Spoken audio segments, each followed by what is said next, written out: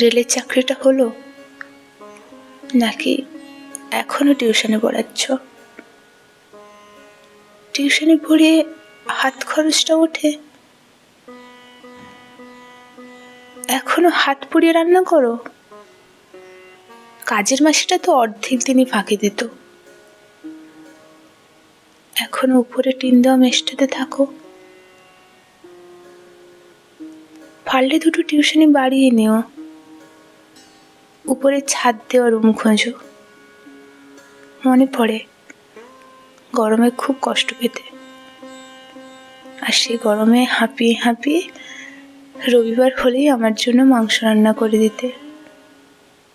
আমার মাংস পছন্দের ছিল, তাই যেই বছর তোমার রেলের চাকরিটা হলো না, বাবা অমনি মুখ ফেরালো, বলল মাধ্যমিক উচ্চ মাধ্যমিকে 90% পাওয়া কত ছেলে ঘরে বসে আছে, সবার কি আর চাকরিটা হয়?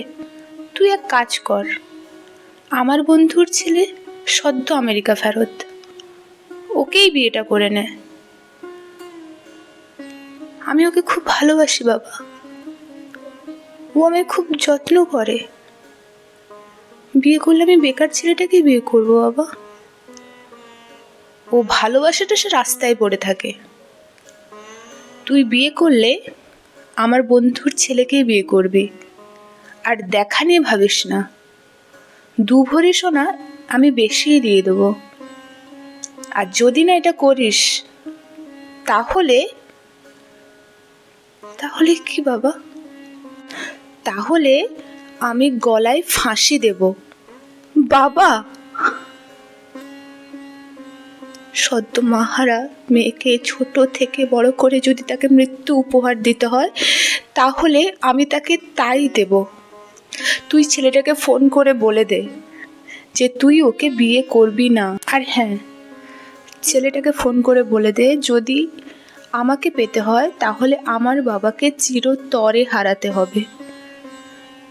না বাবা, ও যে সব মেনে নেবে, ও আমার ভালোর জন্য সব মেনে নেবে বাবা।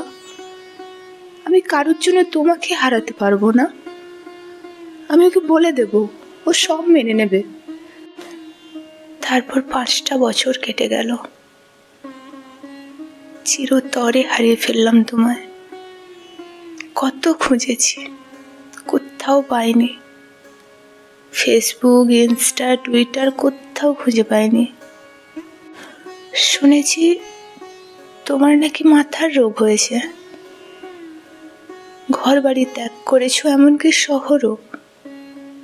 তুমি বলেছিলে আমি ভালো থাকলে নাকি তুমি ভালো থাকবে।